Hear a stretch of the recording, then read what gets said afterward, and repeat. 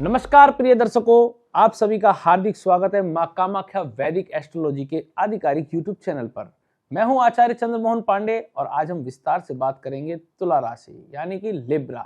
तुला राशि के जातकों के लिए मार्च 2026 का पूरा सटीक और जीवन से जुड़ा राशिफल। प्रिय दर्शकों, तुला राशि का प्रतीक है यानी कि बैलेंस यानी कि संतुलन, न्याय और सही निर्णय।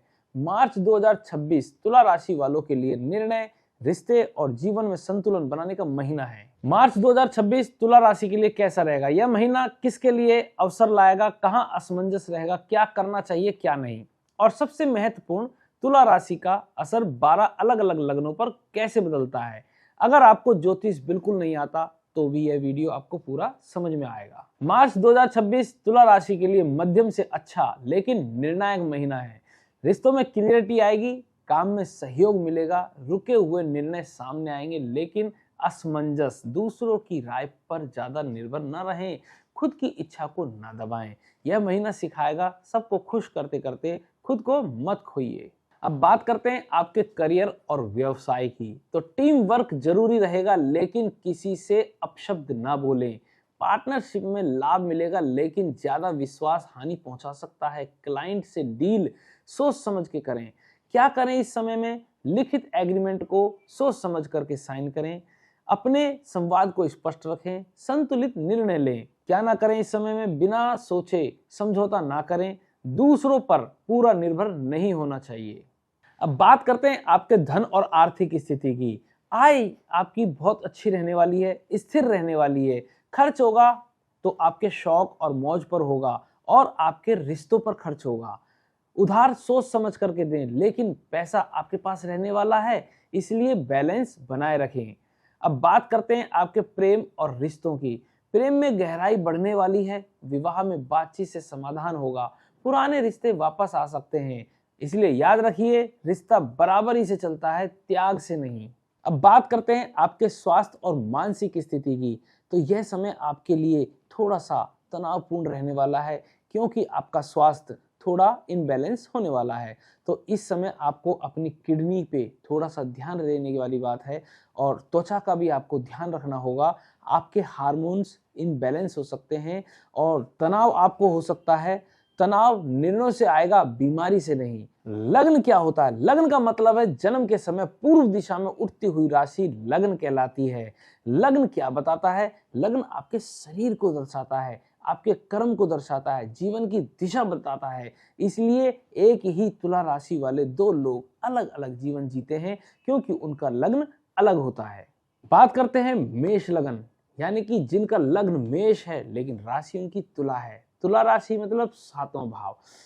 जिन व्यक्तियों का विवाह नहीं हुआ है उन लोगों का विवाह हो सकता है और जिन लोगों का विवाह हो चुका है वह पार्टनरशिप से उनके तालमेल अच्छे रहने वाले हैं। लेकिन इस समय आपको ईगो से बचना होगा। अब बात करते हैं वृषभ लगन, यानी कि वृषभ लगन लेकिन उनकी राशि तुला है, तो इस हिसाब से आपका छठा भाव।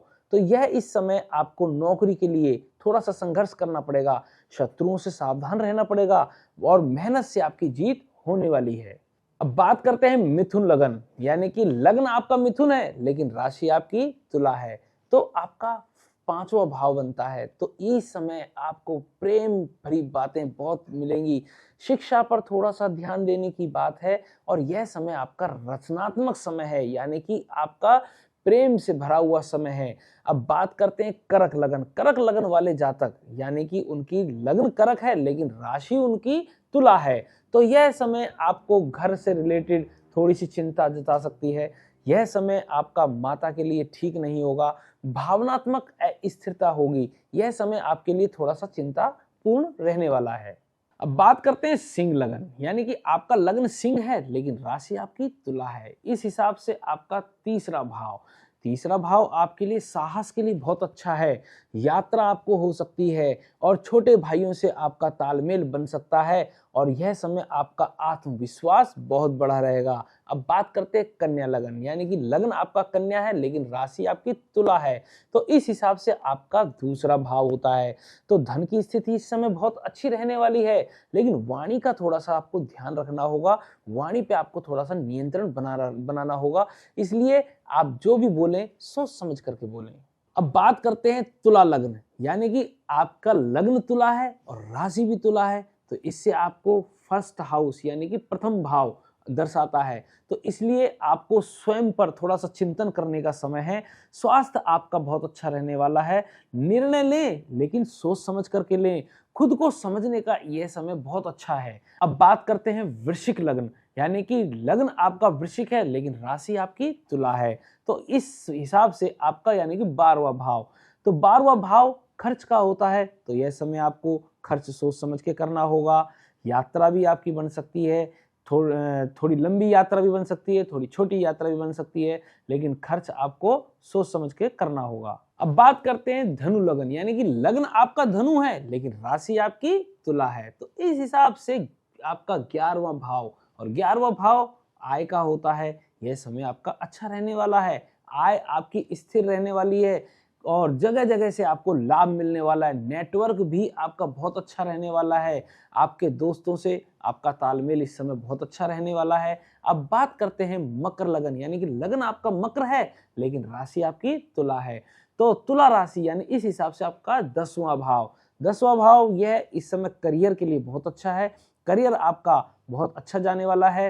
प्रतिष्ठा आपकी बहुत अच्छी रहने वाली है। यह समय आपको एक नई पहचान बनाने का समय है। तो इसलिए आप अपने ऊपर देखें, अपने आप को पहचानें, और यह समय आपको करियर पर ध्यान देने की जरूरत है। बात करते हैं कुंभ लगन, यानी जिन व्यक्तियों का लग्न कुंभ है लेकिन राशि उनकी तुला है।